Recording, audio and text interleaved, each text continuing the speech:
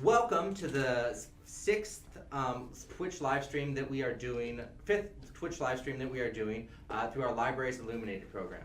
We just finished with our Minecraft Sacramento project, where we rebuilt historic Sacramento locations inside of Minecraft with the help of wonderful teen volunteers like this fella Xander off to my right here.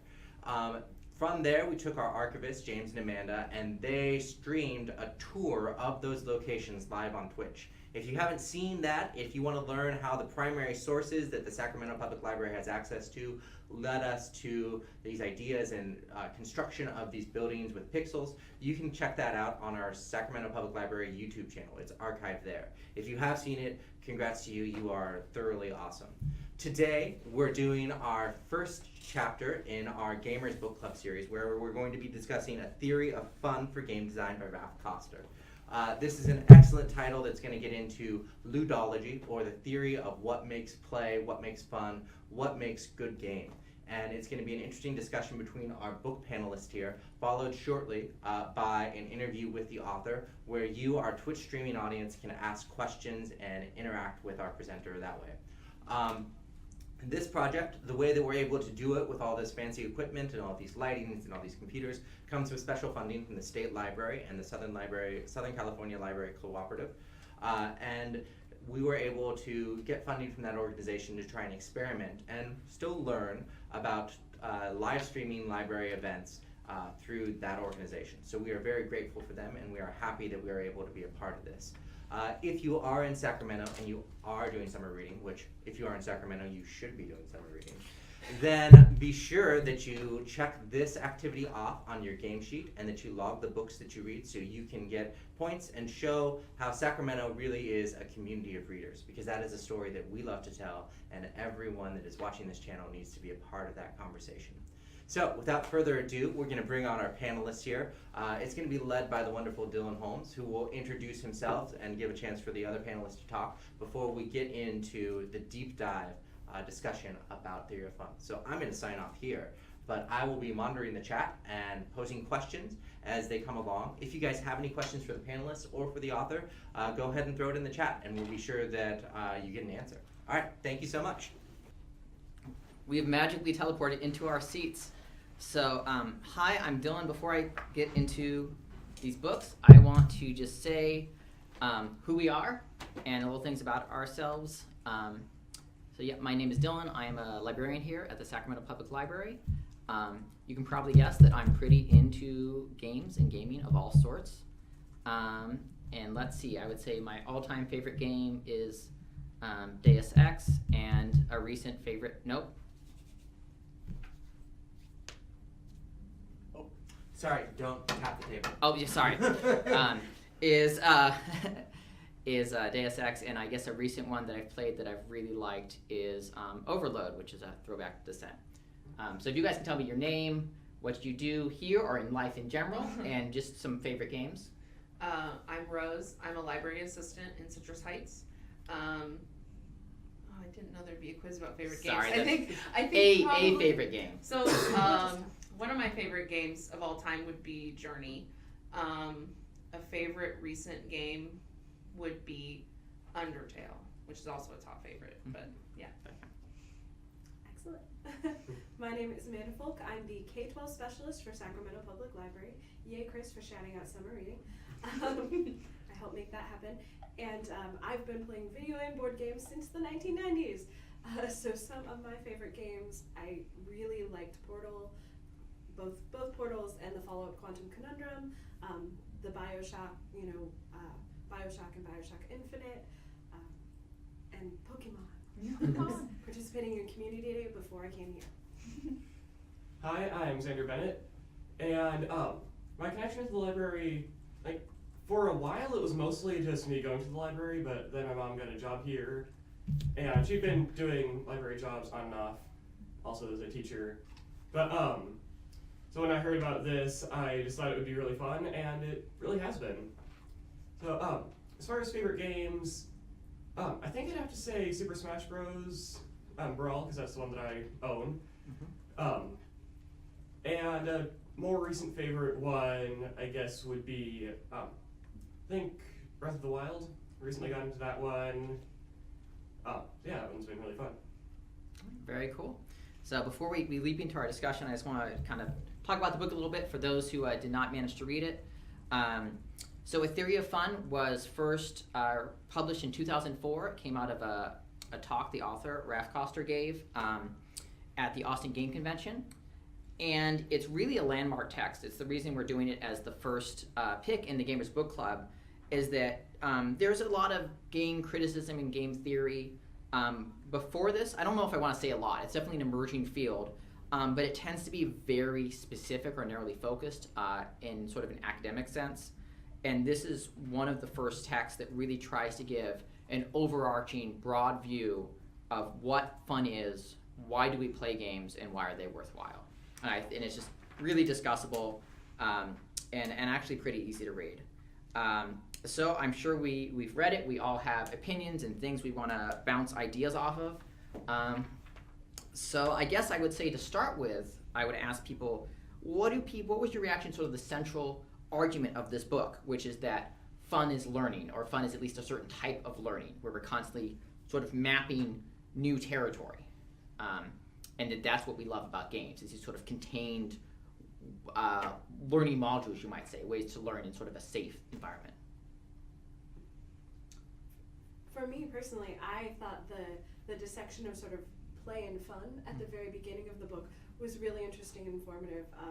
In my work as K-12 specialist, I attend the Play Summit we have here at the library every fall, and play really is the work of childhood, and I thought the intro chapters of this really do a great job of sort of accessibly explaining, like, play and learning are the work of kids. And so separating play and what makes that play fun. Like, play can be an exercise, it can be an activity, and fun is a specific quality broken out. And so I thought that was a really interesting angle on it, approach to it. Yeah, I think it tracks, you know? When I think about games that are fun, I do think about games that are teaching me how to play them, basically. And they do usually stop being fun when they're done teaching me. And it's also, if I'm playing a game that is beyond my skill level, it's not fun, and that could be because I am not ready for the lessons of that game. Like, if it's an advanced platformer and I am not good at basic platformers, then I'm not going to have a lot of fun playing it because I'm not ready to learn the lessons that it has. So it makes sense to me. Makes sense. I find that like sort of what you said with the like games that you don't really like, you're not super great at. There are some games like the like cooperative platformers. Me, my sister, some of my friends, we play those together frequently, and with a lot of them, we're really bad at them. So we're constantly like accidentally pushing each other off the edge and all like not doing so great. But we all have a really great time doing it. And sometimes just struggling to figure out the game with other people can also make it more fun. So like if you're just trying and failing alone, not that I have any experience with that. Actually, I don't really. But yeah, that can make it a lot less fun. But when you have other people helping you along and everyone's like, oh yeah, I think you're supposed to do it this way, and then you can get past that point to the next challenge. So yeah, I think that if done correctly, then things that are too difficult can become very fun. But if it's just pretty much impossible to learn, then yeah, there's really no enjoyment that you can get out of it. Amanda, if you could pull up our little discussion document. Oh, absolutely. And yeah, I would say that's an interesting point. I mean, I think one thing that this book tries to narrow down on is there's a lot of different ways in which we get enjoyment from games.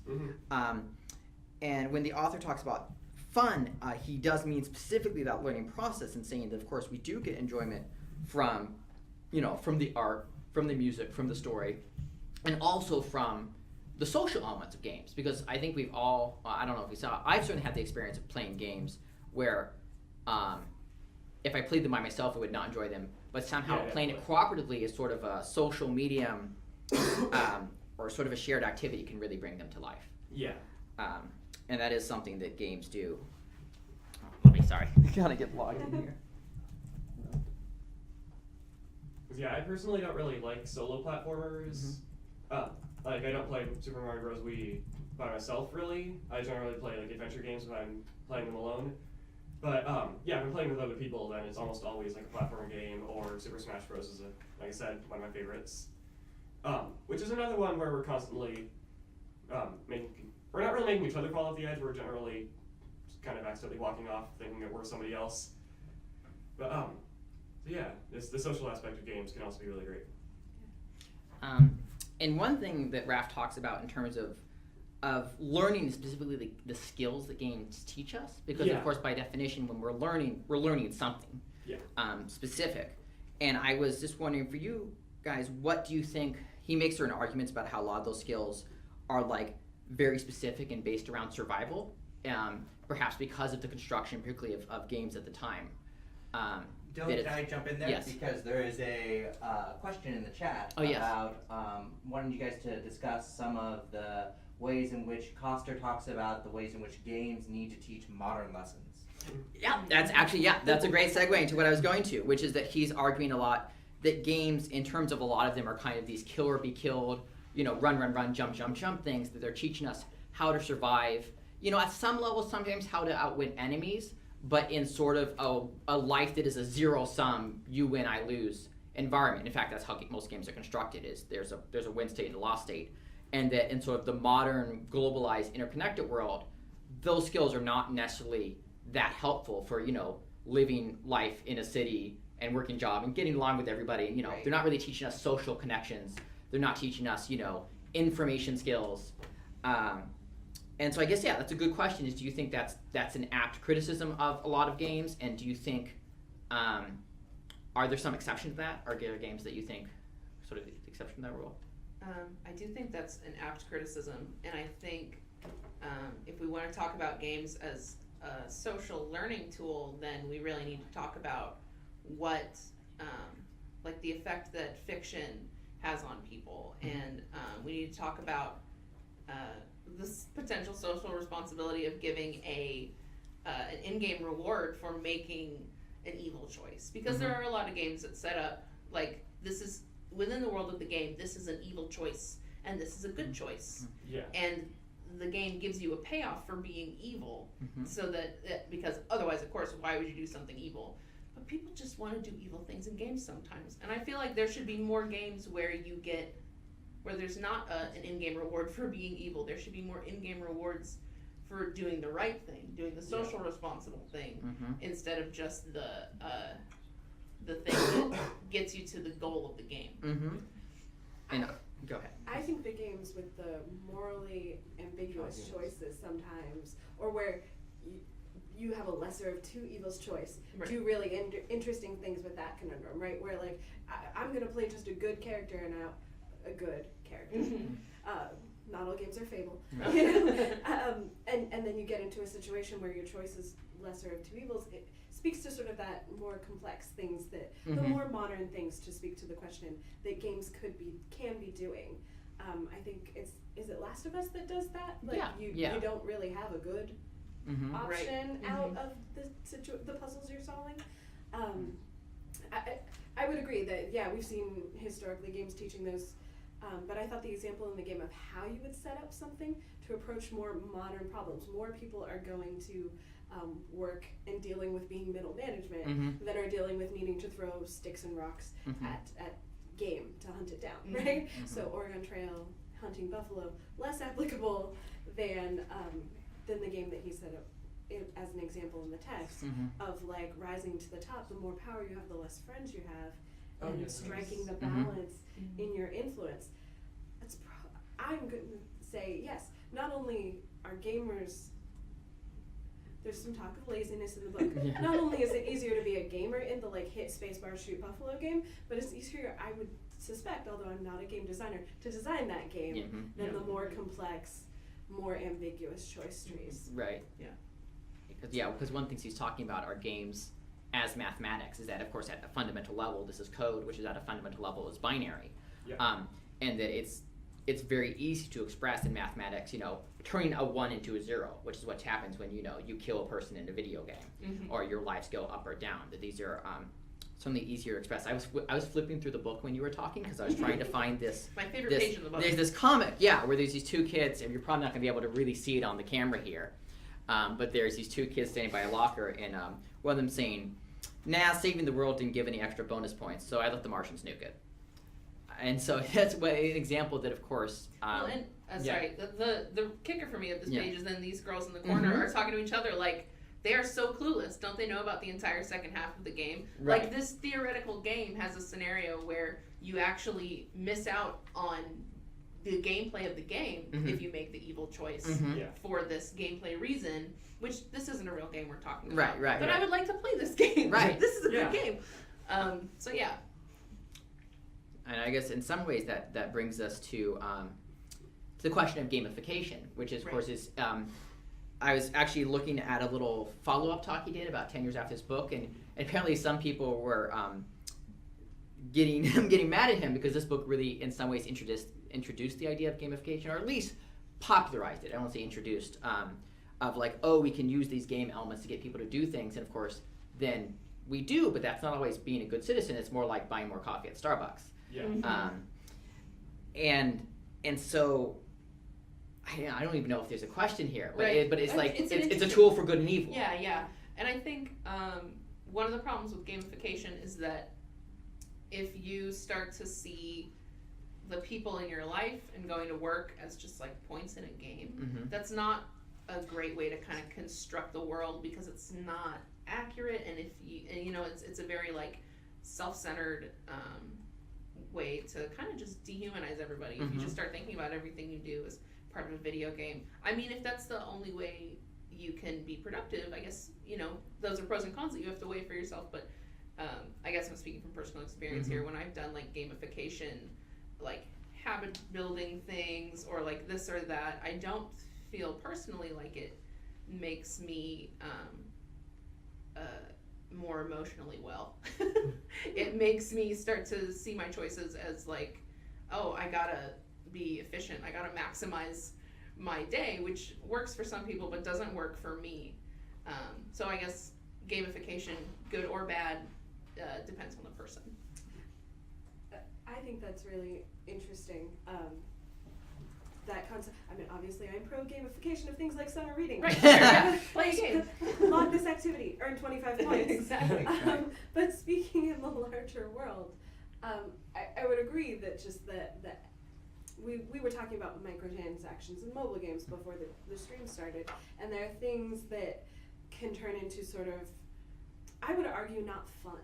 Yes. They become that rat pushing the button over and over and over to get the cheese, but also getting zapped almost. It's I think we had a I'm question. I'm gonna jump in with the chat here. While you guys are talking about the gamifications of things, specifically we have a question about Koster's argument about why gamers and the gamification of violence doesn't necessarily lead to violence itself, and Koster's argument for that.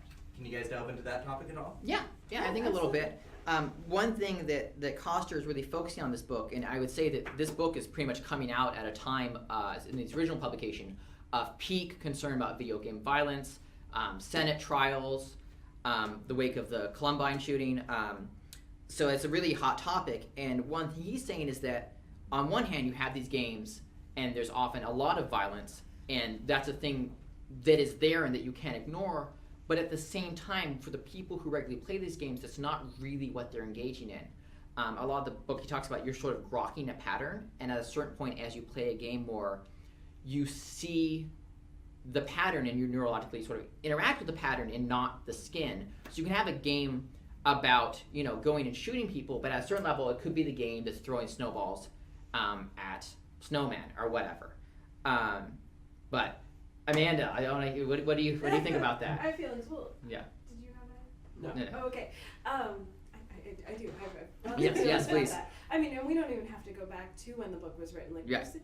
this is a tired thing, and yet it's a pervasive one. We're seeing it come up in high-level politics, even this month. You Right, know, right. People are still like, oh, video games, they're causing all that violence. And so on the one hand, no. Right. We know, and I think Raph puts it out there too. But I found the line challenging, and have a note on it, but it was on the page that starts cautioning against taking that view of the story obscenities and losing sight of the game mechanic or the ludums being still of value, still of learning value. And I would challenge that. I think you can make another game. I think you don't have to. There's an example that compares Tetris to if Tetris were about pushing people into a pit to their death in those little shapes. And I think you make Tetris. I don't think you have to make that second game, although in the afterward I saw that it's been made twice now. But I don't think you have to make that game. I think you can make a choice if you like a mechanic. You don't have to play the game where the narrative that's overlaid is distasteful, unless it's not distasteful to you. But if it's not distasteful to you, I think that's a fair thing to call you on. Do I think it's going to make you emulate that in the real world? No. I don't. I would use a portal gun if I had one in the real world, but I don't think that just like all the media we watch or consume isn't real life, and we're capable of differentiating fiction from fact. I think that's true of games too. Yeah. And I think it's like we were saying before about what games teach from a social standpoint. Like, no, I lost it. Never mind. When we know that if we watch too much, like, you know, if we're in a country where there's like all this negative propaganda, like we have accepted that propaganda can affect the way we see the world. The way we see people who look a certain way or who have certain ideas. So I don't think we can say that the window dressing of a game, the art of it, is irrelevant. So people can make whatever games they want, you know, and people can play whatever games they want. But if you want to think about games from a socially conscious standpoint, you need to think about the media literacy from that sense. You have to think about, you have to be aware of what media can do to people's brains. Yes. Which, you know. I think that's such a great point, because we're here in the library right now. Right. We're not here to judge the media people consume, whether it's a book, whether it's an audiobook, whether it's a video game. Like, we're not here to judge, but I think that point is a valid. We're not here to censor it or block it, but be aware, and you it's know. fair to say, like, we're talking about, can video games be art? Sure. Can they be propaganda? Sure. Yeah, right. Just like any movie or book or anything else. And I think Koster, I think, really wrestles with this in, I think it's chapter 10, which is the ethics of entertainment, which is where they, I mean, we're library people, so we just went straight that, you know. But he says, if we continue to regard games as trivial entertainments, then we will regard games that transgress social norms as obscene. But our litmus test for obscenity centers on redeeming social value, after all. Game dressing might have it or might not, but it's important to understand that the ludums themselves have social value. But then he goes on to say that also creators in all media have a social obligation to be responsible with their creation. That's the part I was trying to remember. Yeah. No, I got you. And so I think he's saying, and one thing, and he talks about the sort of the influence of the game director, that you may have these designers, and often we're talking about, like, we can address the representational aspects, which are part of the larger design, but I think he's also saying that sometimes the designs themselves, the math itself, can have good or bad social value in terms of how it shapes games and how it shapes how we think about things. Again, the example they gave of games that make us think about things in a zero-sum fashion versus thinking about things in sort of a non-mathematical fashion. A resource management game where feeding your people is always the wrong answer. Right, yeah. My God, like if someone just made a game about like union negotiations, like talk about like just like series of hard decisions. I think, isn't that, it's one of the comics in the book, it's not union negotiations, but it's like custody. Exactly. Is one of the cartoons in the game. Right. The sorts of real life struggles that you see play out. Yeah, the guy's like asking somebody at like a comic book shop if Custody Battles 3 was out or something. The sort of negotiations where there is no good side or bad side necessarily. It's all more nuanced and complicated. Chris. So while we have a discussion about sort of good side and bad side ethics in gaming, what do you guys think about any sort of social commentary or ethics that take place inside of Pokemon? Woo! Oh yeah, that's spicy. I will say the first reaction to that is I just started playing Pokemon Sun recently, which is the first new Pokemon game I've played in like 15 years. So in the early Pokemon games, they're simple and they're abstract, and you're going and catching these creatures, and then you go and make them fight other creatures, and it seems a little iffy. I mean, maybe more than a little iffy, but it's so abstracted away, especially at that like level of graphical fidelity, that I think people didn't think about it much. And it became the butt of a lot of jokes, but it didn't like go that deep. But in Pokemon Sun, you have one of the main characters saying, "Oh, I hate to see Pokemon fight; they get hurt." And I was actually shocked that the creators were basically saying, "Yes, this is how this universe works." And so I think that's an interesting example of, I guess maybe what previously would have been a term that Clint Hawking introduced, ludonarrative dissonance, where there's sort of a disconnect between the game and the story. But now they're saying, no, the story is the game. But I think we still want to ignore that. Like, I don't think people pull out their Pokemon and are like, yeah, animal abuse, that's what I'm all about. Yeah. Well, I think part of why there is that disconnect between Pokemon and actual, like, animal fighting of any kind is that they are so much attacking each other with, like, water guns inside their mouths. Like, you're not gonna find a real life animal that can they, like, hurt another animal by spitting water at it. So I don't think the arguments that Pokemon could lead to blood sports is a very sophisticated one. But I do think it's worth talking about within the context of Pokemon. Like that character in Sun, Lily, is my favorite. She's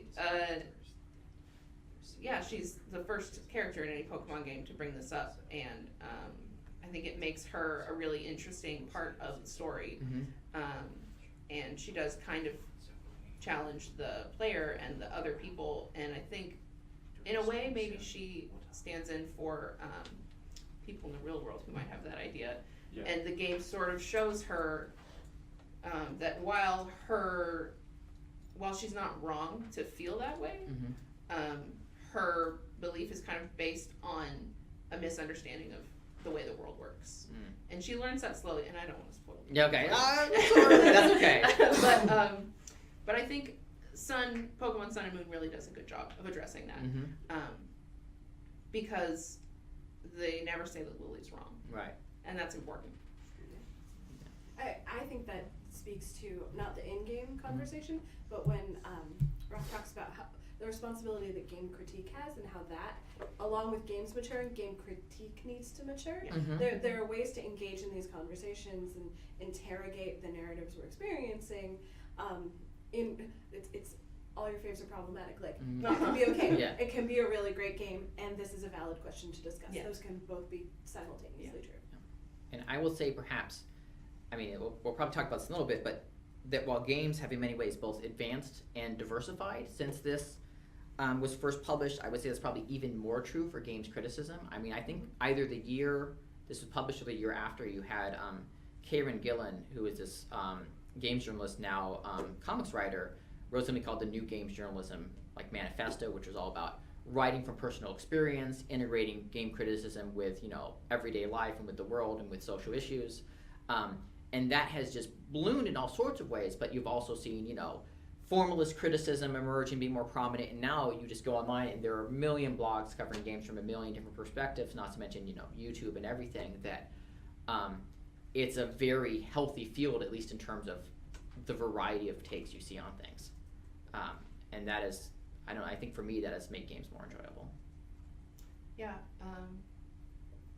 we're not going to, an art form needs critique in order to become the best thing it can be, because if every game designer is in the same room and they're just talking to each other, they're not going to be getting the outside perspective from the people playing it, just from the world in general. And that's what critique is, right? It's telling you what you did right and what you did wrong, so that you can make a better game next time.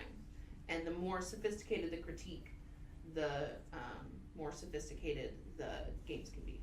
Yeah, because if you just say, I don't like that, get rid of it, then you just leave an empty hole in the plot, and there's nothing that you can really do with that, unless you hear from everyone else, this is what I'd like you to change that with.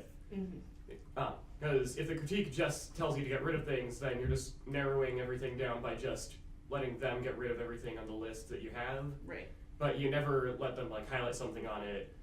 Like say you actually had like a written out list. You could just cross things off slowly, or you could have them highlight like thing 1 and thing 4, and those are the ones that they want. So those are the ones that you try for, instead of just needing to narrow everything down with just kind of mostly guesswork. Well, if you just say, I don't like it, that's not helpful. Yeah. But if you say, I don't like it because of this reason, then that gives the artist the opportunity to learn. And I think one thing that we've seen, and this is digital distribution has helped with this a lot, is that if you make like a game with a really large budget, or it has to get approved from a large publisher, at some point you kind of say who's the target audience, and the target audience is everybody, as many people as we can get. And at a certain level, that prevents you from doing anything really weird or divisive. So if we take Custody Battle 3 as an example, you can make a great custody battle game, and even if it's great on its own terms, most people will not want to play it. That's just not, it's not the genre they're interested in, it's not the subject matter they're interested in. And so I think one thing that criticism also allows us to do is kind of say, distinguish between something being really good at what it's doing versus just like, do I like it or not? Because I will say, like, as an example, one of my favorite games from the last few years is a game called Sunless Sea. I don't go around recommending it to people. It's really slow. You're just slowly drifting through the ocean. It's all about sort of sensations of terror and wonder. It can be really punishing if you die. It involves a lot of reading, punctuated with periods of no reading whatsoever and simple combat, but it works for me. And one thing this book made me think about was that in the library world, we have this saying that's been around since the 30s or 40s. For every reader, their book. For every book, its person. And I think that games have become that. At least in 2004, I knew a lot of people who are like, yeah, I don't really like playing, games like this or this. And I was kind of like, yep, I see why you don't play video games. And now I feel like, not like everyone has to play video games, but if that's something you're interested in, there is a game for you. Yeah. There's a game for you, for your interest, for your skill level. And I guess to bring it back from that, I feel like maybe what games teach us has expanded. So if there's something that you want to learn or an experience that you want to have, that's there for you. Yeah, definitely. I think that speaks to in the game the reference to like there being a gaming priesthood that only like the most hardcore, sophisticated gamers. It's only a hobby for them. Like, we're so far past that. Yeah, with definitely. the things that you can download on the various marketplaces, with mobile gaming. I mean, I think we've really come to a place where maybe not everything has to have mass appeal, but yeah, we can serve those specific styles or specific interests with games in a way that wasn't possible when you had to sort of get to a mainstream publisher of games. Right. And I actually want to quote that because I remember that page as one that I think really held up and spoke about where games are today. Koster wrote on page 138, every once in a while games come along that appeal to the masses, and thank goodness. Because frankly, priesthoods are a perversion of what games are about as well. The worst possible fate for games, and by extension for our species, would be for games to become niche, something played by only a few elite who have the training to do so. It was bad for sports, it was bad for music, it was bad for writing, and it would be bad for games as well. Yeah. So. I think you certainly see people who would disagree. You encounter people who would disagree, but it really speaks to me as not someone who could ever sit down in a tournament for a video game and play anything competitively. I can't play Smash Brothers at all, right? But I still consider myself a video game. I can't play Smash Bros. At all, but I still really enjoy it. Yeah, right, I suck at it. I just find other people who can't play it at all either. And then, But I can't track my character on the screen. Even to begin with, even in a 2-player match, it's Yeah. fun. But that does get to a little bit about what we talk about difficulty, especially in multiplayer games. The difficulty is sort of relative, so it's not so much about am I good at this game, so much as it is can I find people who play it in a way that I can learn. Because I played Smash with a bunch of other people and I really enjoy it. In college, I played Smash with a guy who was like super tournament, and I didn't land a blow on him the entire match. Right. It was just like I could just be jamming buttons and have the exact same results as what I'm getting here. Well, and like, it's not fun. Like, when I was in middle school, I played a lot of Smash Brothers with some of my friends who were really good at it. And like you said, I couldn't land a single blow on them, and it was not fun. And part of that is because my friends were kind of jerks about it. But like, there's nothing for me to learn when the game is my friends being so much better at it than me. What you learn is don't play with those friends. Right, exactly. And now I hardly play it at all. Yeah. So It's a meta lesson. that's Yeah. right. Let's see. Is there any other places that people want to jump off of?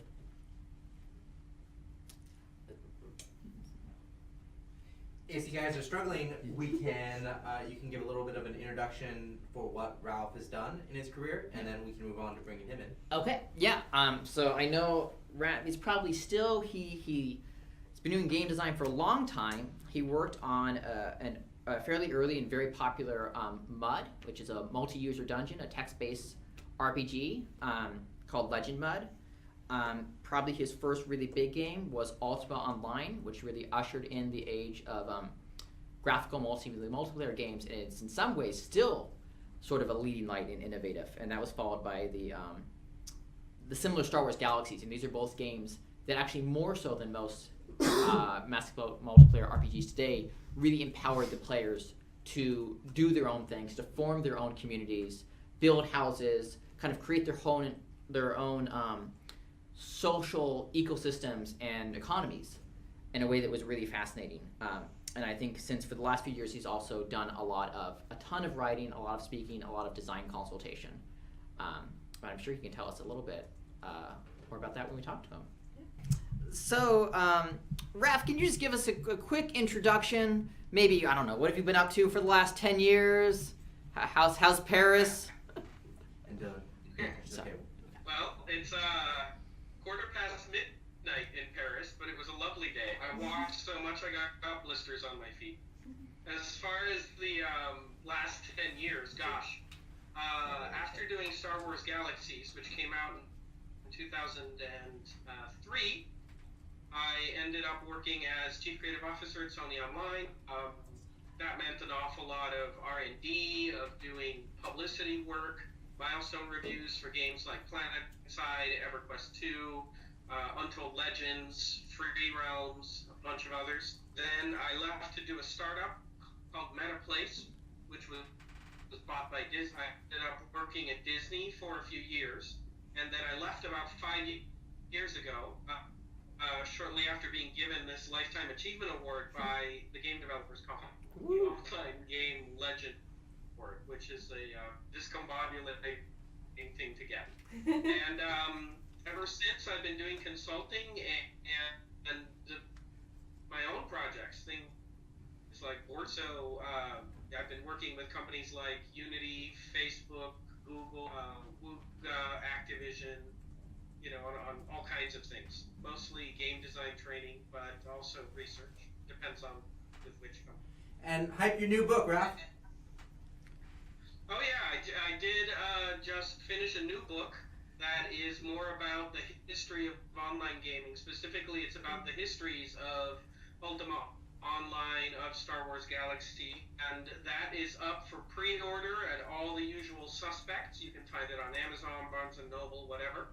And it comes out in less than 10 days, and it's called Postmortems. So that's out there. I'm very excited for it. It's huge. 700 pages. Woo! Congratulations.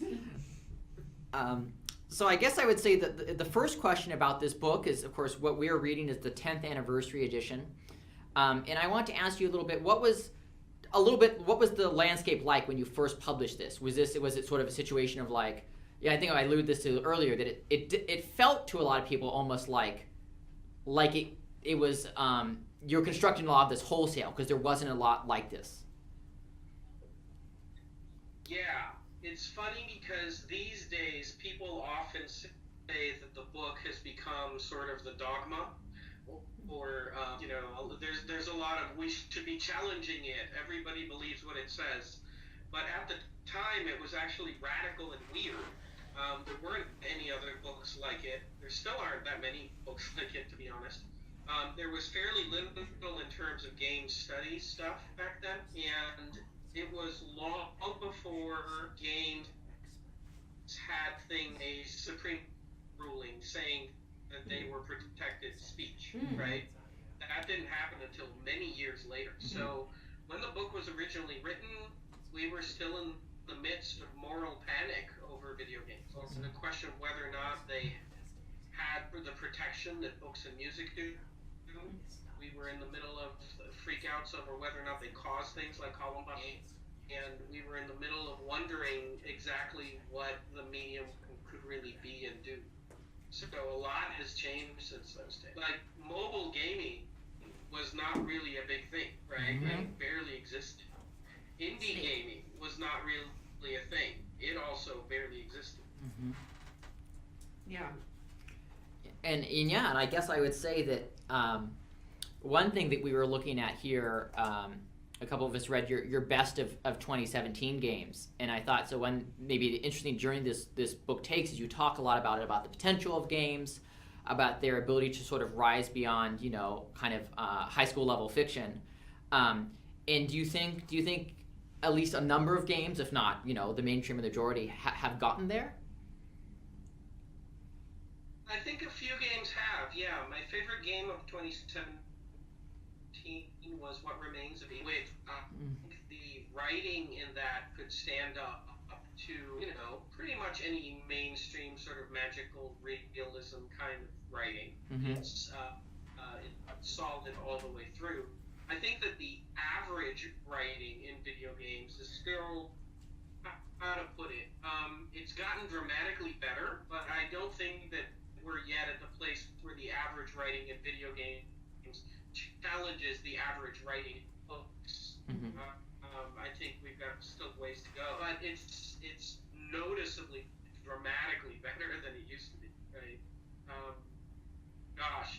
We used to always joke that the industry was full of people who wanted to make movies, and now we know why they didn't.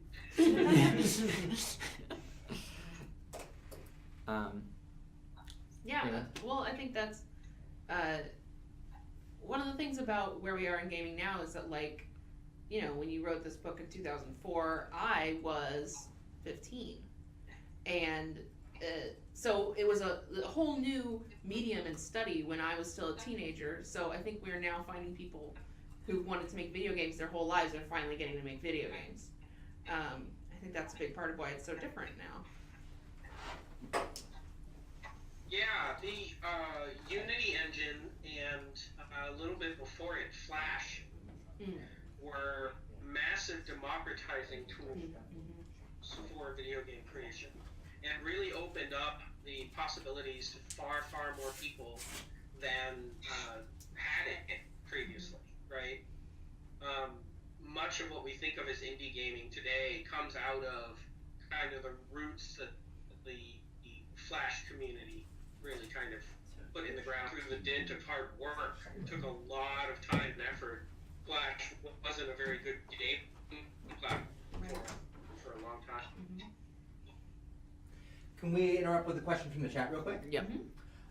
So what are your thoughts, Raph, on Korean MMOs that are constantly changing their systems and patterns in order to keep gamers engaged? And some people play Korean MMOs for decades without getting bored. And how is that constant change design important to the world of MMOs? Did you get all that? Yeah, I heard all that. I think it's not a new observation that constantly changing MMOs leads to greater retention. You just have to be careful how far you change them. One of the games I worked on, Star Wars Galaxies, is infamous for having had changes that were too extreme that ended up chasing players away.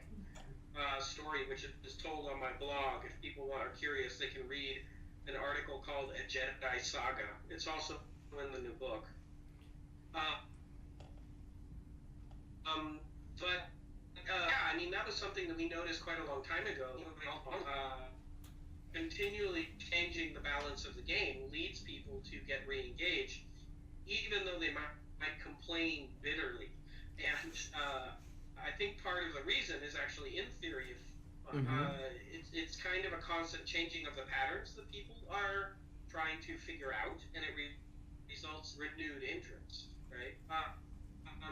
I don't know that all the Korean MMOs are necessarily doing it as a conscious strategy. I don't know if that's true or not.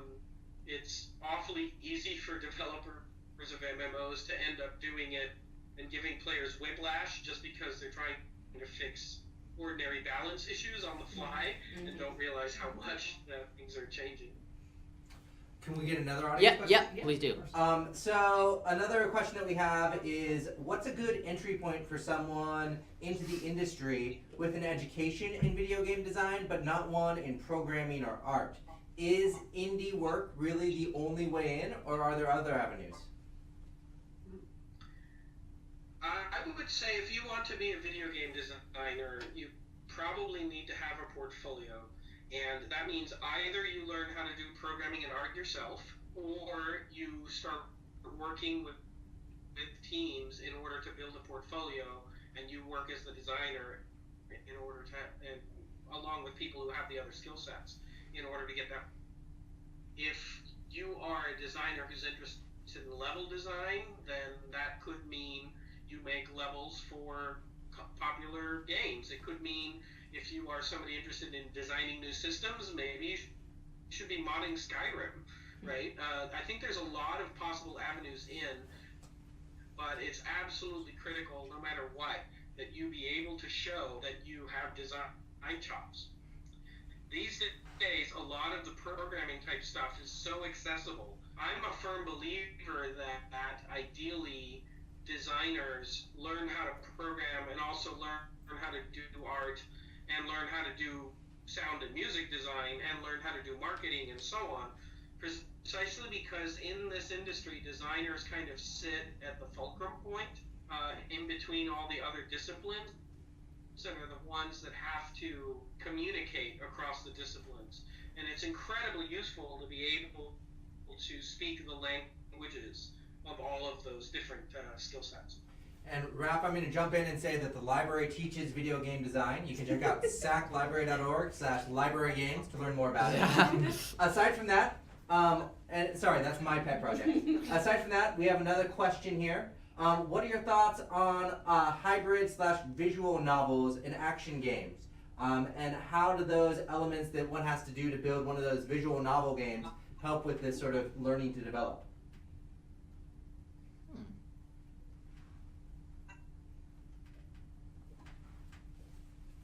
I think we may have lost the feed. No, we got it. We could have lost Raph. Can we Yeah, check yeah. his phone? We're okay. We're okay. Yeah, I'm watching the chat here. They specifically mentioned which actually my kids caught. Uh-oh.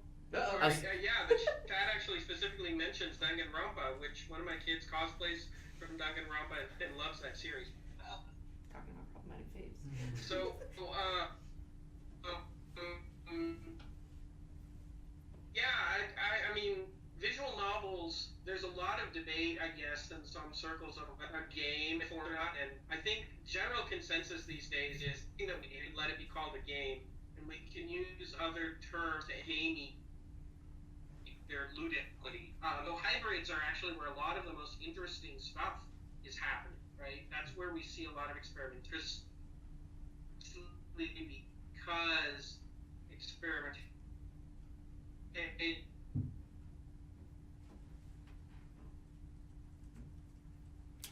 We're having some Skype Yeah, problems. sorry. Yeah, we're having some Skype issues. So sorry for being all weird, blank faced and non-responsive. We're coming all the way from Paris. So Yes. Technology has its Yeah. limits. We're moving again. We're We moving. lost you right at experimentation there. Let's see. It seems like. Ended at experiment. Yeah, it seems like The you're. last two were- Yeah. It left you hanging right at experiment. Yeah. I was saying that experimentation happens on the fringes and the edges in the weird genre combination, and I think that's a good thing, right? So, that's where we see experiments happen, is right at the edge where genres haven't calcified into established standards. That's how games grow and evolve and turn into new cool stuff. No more chat questions. Okay. Yeah. I had a question like 2 questions ago, and I'm trying to pull it back into my mind. While you're trying to Yes. pull it, do you have any examples of other hybrid game. Can you give us some examples of what you're talking about? Of Like the hybrid games that are kind specific of games. on the fringe, pushing the boundaries, things you've seen that are being, I know there's a whole section in the theory of fun talking about whether innovation is necessary. Can you tell us about some innovation that you've seen and appreciated? Sure. There were a bunch of really good examples last year. I'll start with one that takes visual novels and blows them up, and that's Doki Doki Literature Club. Am I allowed to spoilers? I don't. If There you may don't be want spoilers. spoilers, mute the chat for like 60 seconds. I'm okay. Yeah, so Doki Doki Literature Club is a visual novel in which the characters realize they're in a visual novel, and they realize that they're trapped in a world that works by very strange rules. So it's a game that plays with the notion of what a visual novel actually is. So that's one example. Another example that comes to mind is the game Everything, which is by the same video game artist who did an earlier game called Everything. Is a game in which you can everything, from an insect to a deer to an ocean to a mountain to a solar system to a quark to a penny to a school. It's deeply weird and deeply philosophical. You're running around in this endless universe, and periodically you have actual recordings of philosophy played at you. And you can play it as a game of exploring all of reality and collecting things, I suppose, but it's almost more of just an experience. So that's a really fascinating one.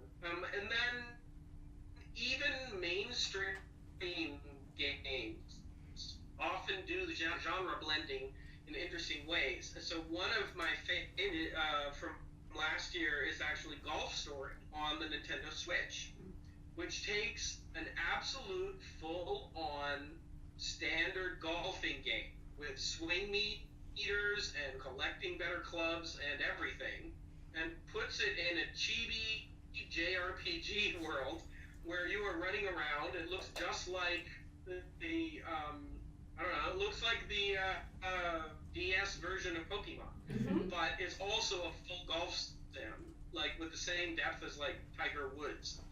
So you know, that we're getting the mashed up game. Those are the kinds of things that I find really interesting in game design, is new ideas or old ideas are kind of put into new recipes, right? Rather than just getting another thing of the same genre for all over. Do you think those same genre games have to get a little stale? Like, we have to get our common vocabulary for what a side-scrolling shooter is the example in the game, or we have to know what swing meters are to really get the joy and the specialness out of the mashups, or the subversion. I love a good subversion game that takes what I know about this type of games and turns it on its head. So I can't wait to check out Doki Doki Literature Club now. But do you think that we have to get bored, we have to set the sort of expected way things happen before we can break the mold?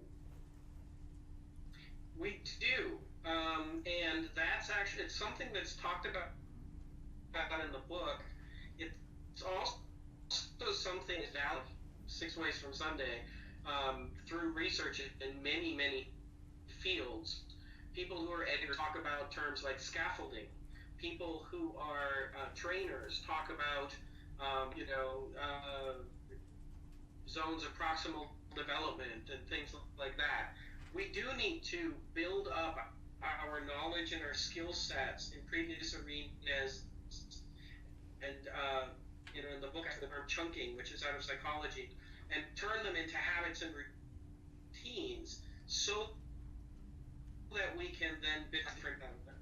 And that subversion is a big part of how that happens. Now, from the business side, there's an interesting side effect of not doing that. It's very common in the history of video games, and actually board games as well, for genre to become very popular. As it becomes popular, the companies making them compete. Okay. So yes, you were talking about what companies have to do to compete in terms of genres. Yes. So they compete by adding detail, adding polish to graphics, adding content.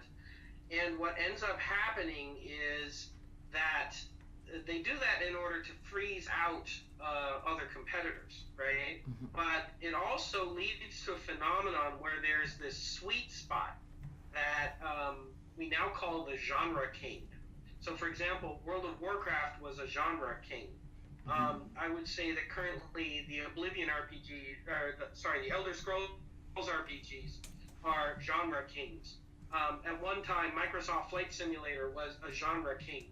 And what ends up happening is that past the genre king that becomes the most popular game of its type, later games get too complicated and people can't easily get into them. And what usually happens is the genre starts to contract, and in some cases has gone away. So this is how flight sims died. It's how war games died, by becoming too complicated to be able to attract new users. Mm-hmm. Yeah, that's interesting. Yeah, and I do think that I know for me, like my interest in MMORPGs actually significantly declined after World of Warcraft, just because for my own reasons that wasn't really my thing, and everything that came after that, it wasn't just that it was more complicated; it was that it was built from fundamentally the same rubric. I know I've seen this with Hearthstone, where there's a million like digital CCGs, but they're all basically using the same Magic Hearthstone model. And I don't know if that's the same cause or a related issue. Well, I guess the way I'd put it is that fundamentally, fresh new game mechanics are very risky and are not predictable on your schedule. Right. So we don't have good tools for trying to do something new and innovative and knowing how much it will cost and when we will finish in a fun state. And so the more expensive a game is to make, the higher the risk. So you have to reduce risk in other areas. And the commonest way to do that is to say, let's reuse existing mechanics. Mm-hmm. Yeah. That makes sense. From the business investment standpoint. Yeah. And that's always interesting to me, because even like if you take like the digital collectible card games in particular, you could, there's a bunch of, well, maybe not a bunch, at least a decent number of like physical collectible card games are tabletop game designs that are very different than just Magic. But it seems like even the risk of adapting those digitally, even making a digital version of Netrunner or something that's very different, even that doesn't happen. Maybe because you have to relearn a whole new audience or doesn't translate. Yeah, if an audience is trained in a particular way, they'll often come to new games that are different and basically rate them down. Yeah. Because they don't act the way that they're used to. That's happened many, many times in video game history. If you made, I don't know, if you made something right now that tried to subvert, change up the battle royale genre, let's say by not making it a winner-take-all contracting arena game, or by saying, no, this is now actually not about that. It's about happy endings and roleplay. People would rate it down. Yeah. Right? Because they go, no, that's not what I expect. But at the same time, they'll rate down something that's too much like Fortnite or PUBG. Right. As not being different enough. Raph, we've got a question from the audience here, and related to talking about Fortnite here, like, is there an example of a genre that's dying, then a designer reboots that franchise and sees massive success in the genre at rebirth? And like Fortnite could be an example of that, because Battle Royale has been as old as Doom, you know? Yeah. Like, can you think of examples like that? Yeah, I don't think Battle Royale is an example of this, because mostly what we've seen in Battle Royale has been increased success after increased success, right? Like the original Arma mod, followed by I forget what came next, but then eventually you got things like H1Z1, and then you got PUBG, and everybody thought that was an insane outlier and how popular it was. Then along came Fortnite. Now you walk down the street and random kids are talking about playing it. I think the question is, could something follow Fortnite? And I think the answer to that is very likely no. We saw a bunch of announcements at E3. It became a running joke that it was even better than just a battle royale. It'll be a battle royale with loot boxes and cryptocurrency, right? It was kind of the running joke.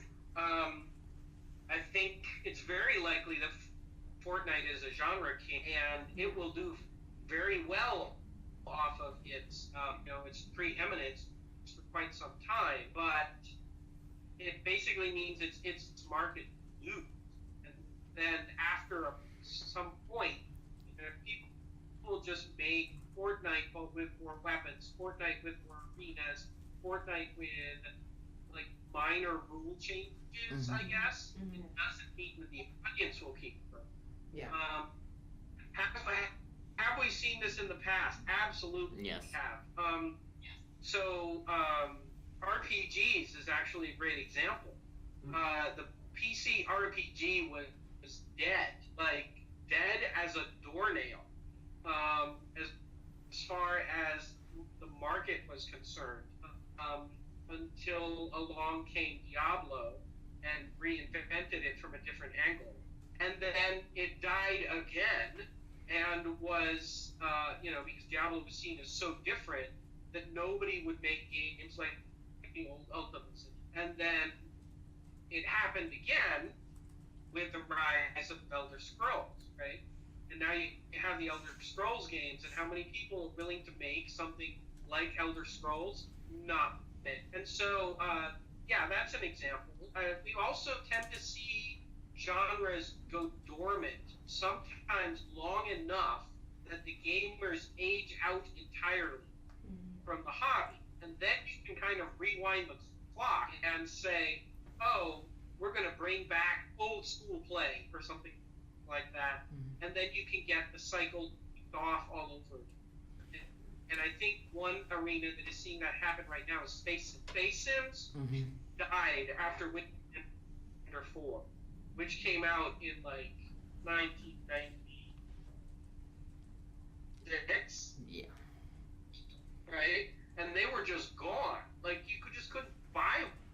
Nobody was making them because they had gotten too expensive, and the Wing Commander series kind of owned the space, right? There were tries, like there was a freelancer game, and of course Elite was always trying and so on, but now it's back. Now we do have Elite, and now we have so much pent-up demand that something like Star Citizen.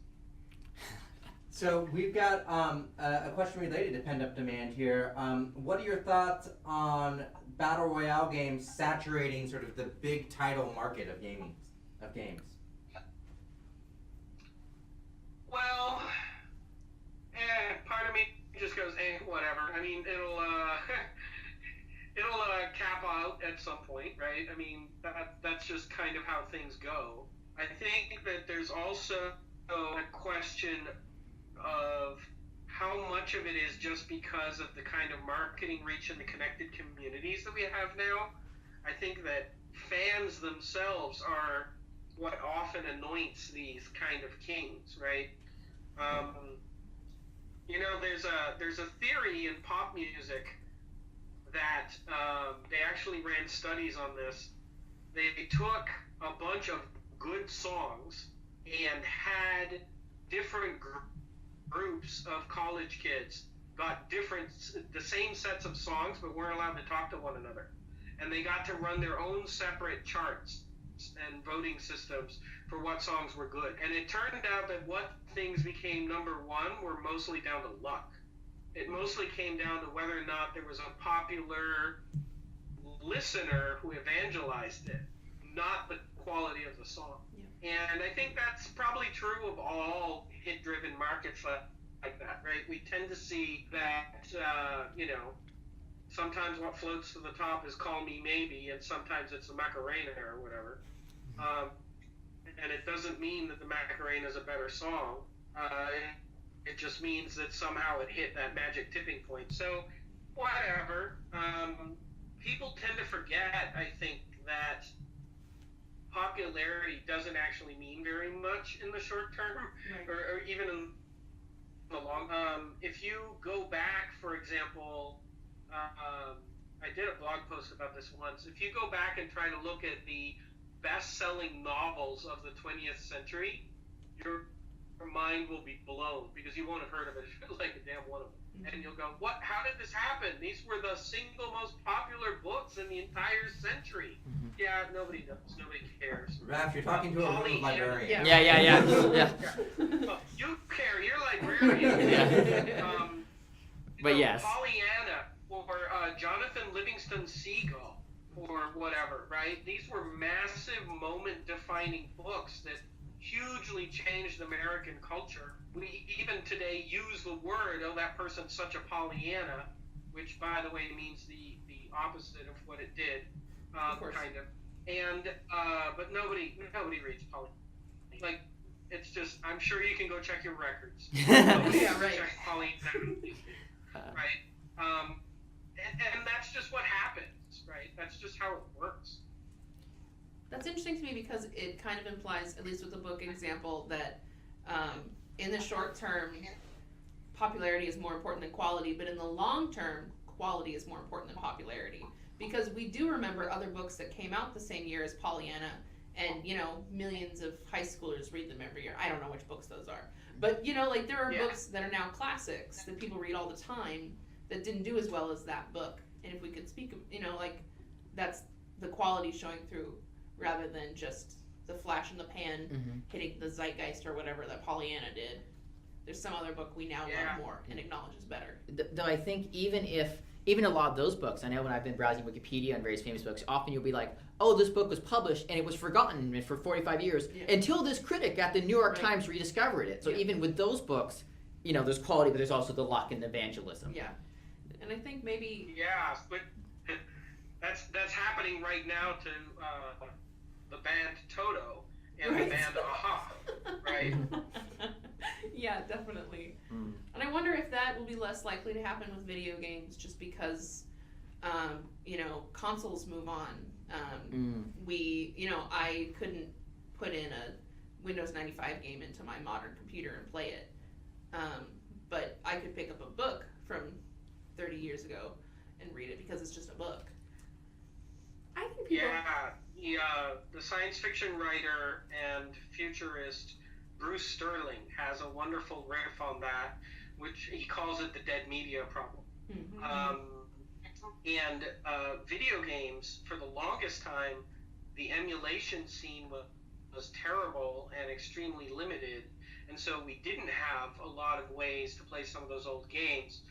It's gotten dramatically better, although there's still many unemulated platforms out there. But there are genres and kind of variants and versions that have gotten lost. One that I would cite that is kind of current, I guess, is that Twine has become an extremely popular tool for creating certain kinds of interactive fiction. And yet, Twine is in many ways just a web-based clone of a system on black and white Macs called StorySpace. And there was an enormous amount of stuff written for and in StorySpace that you can only play if you had a Macintosh from the right time period.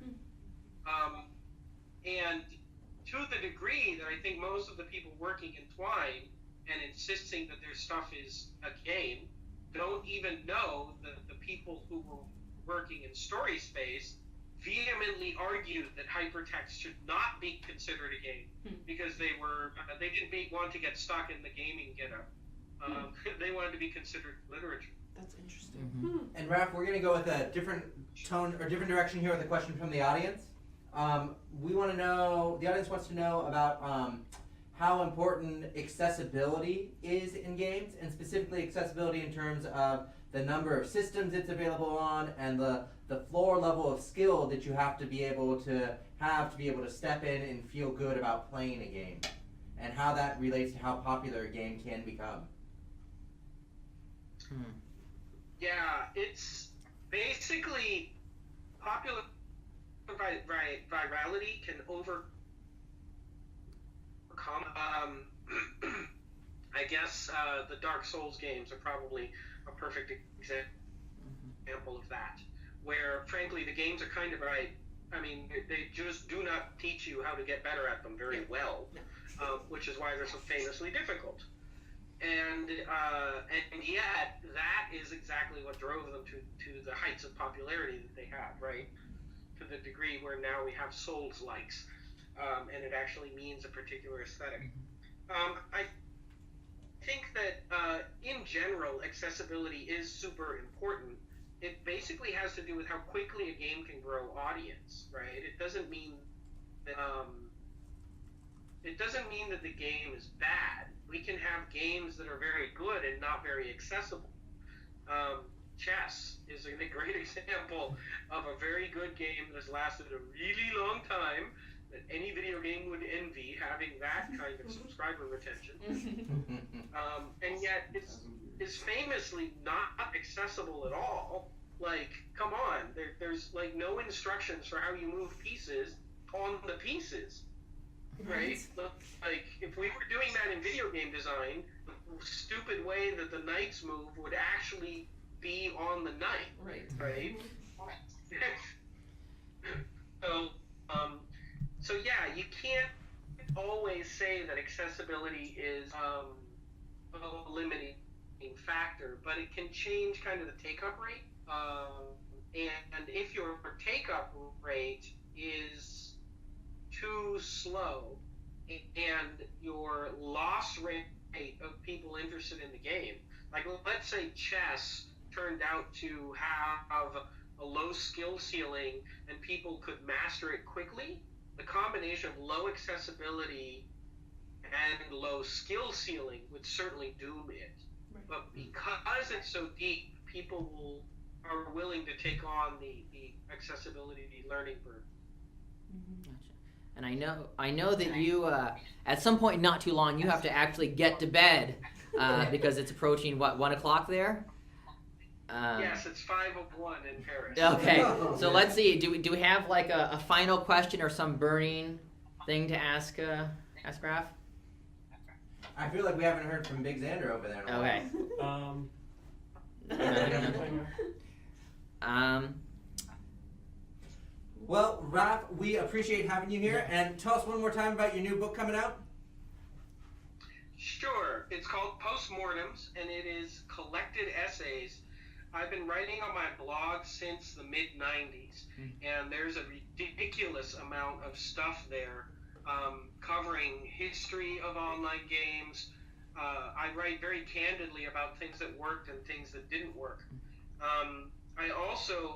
The book is about 1/3 new material, so I wrote a whole bunch of new articles. There are even things like actual sketches of what the original maps and the original tile designs and everything were like for Ultima Online, Star Wars Galaxies. There's a chunk in there about Andy and Bird, which was one part of historical material about text muds, and lots more. So if you're interested in developing games, it's probably one of the most substantial behind the curtains looks at what it's like to actually design really big projects and everything that can go wrong, and how you try to, and it still goes wronger. So that's basically what it is, particularly if you're interested in online games. Covers about, quarter century of the history of online games. Well, Ralph, I know you are in the chat, so if you want to put up the link to your blog so people can find you easier, go right ahead and do that. But let's in this room give Ralph a round of applause. Thank you. And then we're going to turn it over to Dylan to tell us about our next book club title. Yes, so our next book club title will be the book Embed with Games, which is by a games writer and now narrative designer named Cara Ellison, who Who's awesome. who's really awesome. We're really delighted to have her. Yes, a few years ago, she had a lease that was coming up. She was between a few projects, and she had a Patreon to fund some of her writing. She said, "Hey guys, if you give me a certain amount of money every month, I'm just gonna start traveling the world and sleeping on game developers' couches and write about the experience." And she got the money, and she did. And so that's what the book is about. It's sort of a combination of travelogue, memoir, and then looking at the lived experience of game designers. And Amanda, how many summer reading points would that be worth if you read it? Oh, if you read that, you'd get 100 summer reading points. Wow. Oh, very And cool. if you want to check out the book we've been talking about today, Theory of Fun by Theory of Raph Fun. Koster, there are at least 3 copies in the system. More than we got like 15. We got like 15 copies, Yeah. and we have it available on Overdrive. Yes. So go to your local library or saclibrary.com and put it on hold. All right, that concludes our panel. Do you guys want to sign off, say thank you, and who you are one more time? And this is Dylan signing off. This is Rose, Amanda. Xander Bennett? and that's it. Or Big Xander? Thanks for having me. Thank you Thank so you. much. Thank you. Thank you so much.